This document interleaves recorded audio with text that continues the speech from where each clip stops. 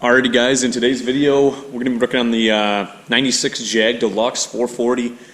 I put the new jack shaft in and the bearings yesterday. I got the chain case semi put back together. Much better. There's no more play in that one bearing anymore, or in the shaft. The new shaft we got was a used one, but it was in really good shape. I had Sparky sandblasted. We're going to go ahead and we're going to paint the part of the shaft that's exposed so it doesn't rust super bad. And then we got to start buttoning it back up. We got to put the battery box back in. The dash has to go back on the seat, gas tank, carburetor.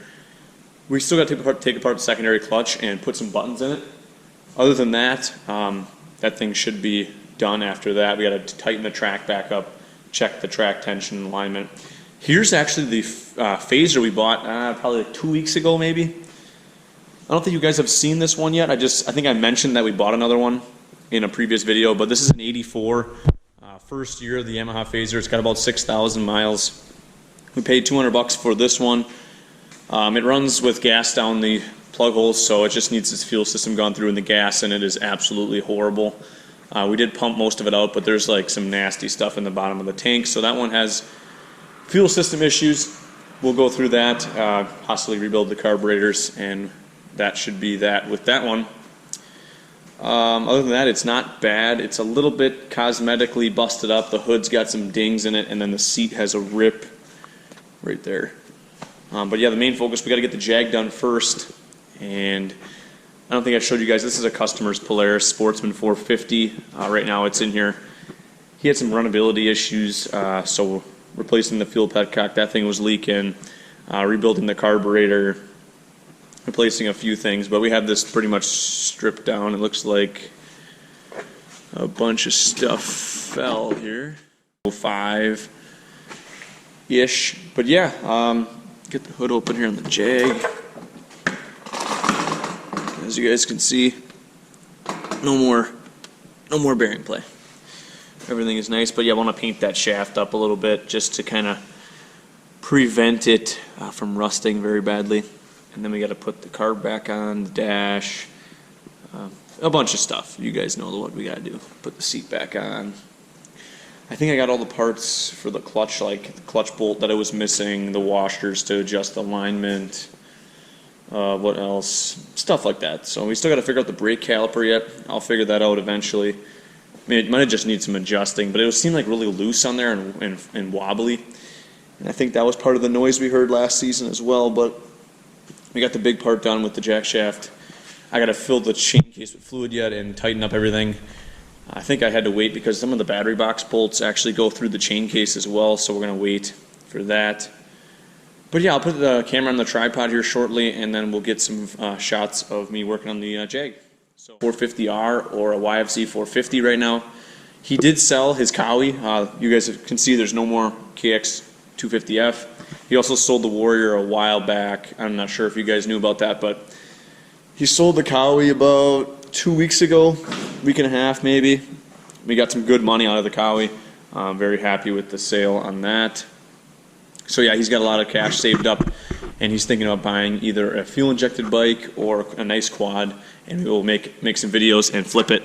There's also a Project CR250 on the market too. That would have been a nice project to rebuild and flip, but we'll see what happens. I know we're going to pick up another couple sleds yet before the snow hits and have some ready to flip. I also have to show you guys another Skidoo that I bought recently as well. I bought a Formula Z 583. That was about 2 weeks ago as well. So I've been buying a lot of stuff lately, fixing a lot of stuff. We've been pretty busy trying to get some videos out there for you. Gas tank hooked back up. Chain case is tightened. I don't have the clutch or anything in the belt hooked up, so we don't have to worry about that turning. I got the carburetor mounted. I'm pretty sure I figured out why I was bogging last year. There's no free play in the choke, and it kind of keeps it partially engaged. So I'm guessing that may have been part of the bog we were experiencing. Might have been having to do with that choke. So I'm going to adjust the free play. We're going to compression check the engine before we run it. I'm going to write that down before the season here. What I have left to do is basically put 2 bolts up under the seat in the tunnel to kind of hold the seat down in the back. Otherwise, the dash is kind of buttoned up. I'm not putting the air box back on. I'm going to put just a normal air filter on it. I've actually had a single carb one, like my old Skidoo, run pretty good with the pod filter. So we'll get a different air filter for it, because that air box is a pain to take in and out. You got to take everything back apart to get it out, which is a terrible design. So unless you guys have a different way of getting those Jag air boxes out, but I just couldn't figure out how the heck to get it out of there. It's sandwiched in there really tight, and I had to take off a bunch of stuff to get it out. So not going to have that issue anymore. We're going to put an air filter on it. I just got to adjust the choke, compression check it, and then I'm going to see if it'll fire up. So yeah, other than that, we got to do a few small things yet. You know, like I said, adjust the track tension, get the clutch figured out, all that good stuff. To the PTO side cylinder, I got both plugs out. What you want to do, guys, on a compression test is hold the throttle wide open and pull it over until the gauge kind of stops moving, is kind of how you're supposed to do it, especially on 2-cycle stuff. You want as much air going in as possible to get an accurate test. So throttle wide open. I prefer to keep your kill switches off, just so you don't have any spark going anywhere. But yeah, you guys can't really see the gauge very well, so I'll get a zoom up of the gauge when we're done pulling it over. So put the camera there for now. We'll just see here. So we got the throttle wide open.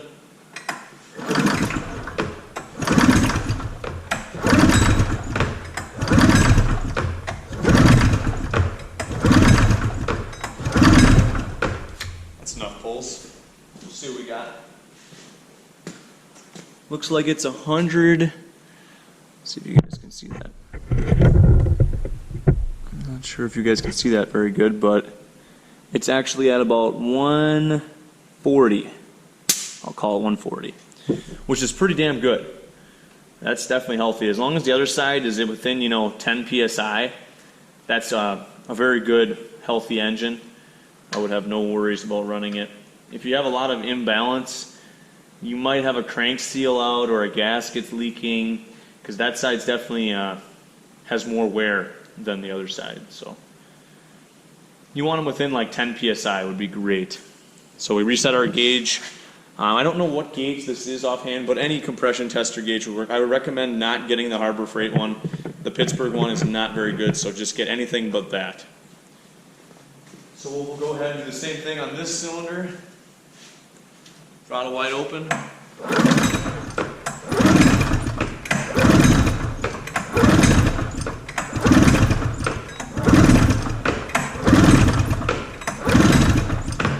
That'll be all right. Kind of do the same number of pulls. And this one here is just a tick less. I'll call that 135. So 135 and 140, that's plenty good for me. Anything really over 100 is okay to run, but you want like 120 plus. On most snowmobiles should have 120 plus. So that's pretty good. I'm going to put the plugs back in. They're kind of nasty. And they're B9ESs, which I think we should run BR9ESs. I'm not sure why they have a non-resistor spark plug in this thing. It doesn't have points, so maybe just that'll help with the running as well. I got the choke adjusted so it has more free play. That helped a lot. There's actually 2 positions on the choke. It's actually got the on, like it has the full open, and then you go a little bit more, and then it actually fully opens the choke. So, and I don't know if I can get enough air pressure right now. I don't really want to turn my compressor on at the moment, so I'm going to put a little bit of spray clean into the carburetor.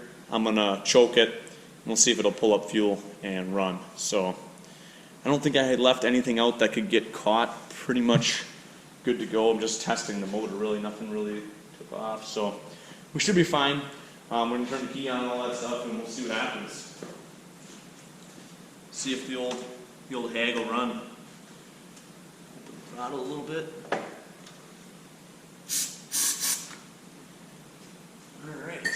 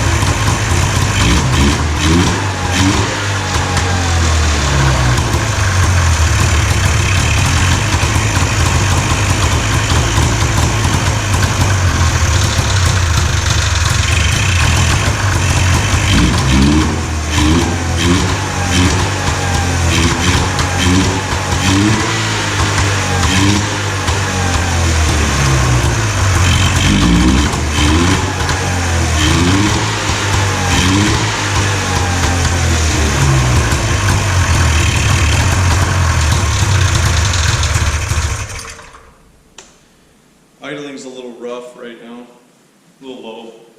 I gotta adjust the slide a bit. But yeah, she's smoky in here now. So at least the old Jag runs. She's a little boggy. Might need a little bit of tuning. I can always move the needle up and down to see if I can get rid of that bog. It's got a pretty lean slide in it, I think. So we'll see what happens, guys. Other than that, don't know too much else. We got her kind of back together. Try to finish this up. We had a pretty exciting thing coming up here. We're going to be purchasing. Just found out about this, so hopefully you guys are ready for that. It's going to be a cool addition to our collection of stuff, and it's going to be an awesome learning experience for us. So hopefully you guys are excited to learn along with us. It should be some fun times. It has to do with on the lake ice, so, and snowmobiles, if that helps. But yeah, that's going to be it for the video. Make sure you guys subscribe, leave a like on the video if you enjoyed, comment down below. We're trying to hit 2,000 subscribers, guys. We only got like 150 more to go, so share us out to your friends. You know, get some more people watching the videos. We'll see you in the next one.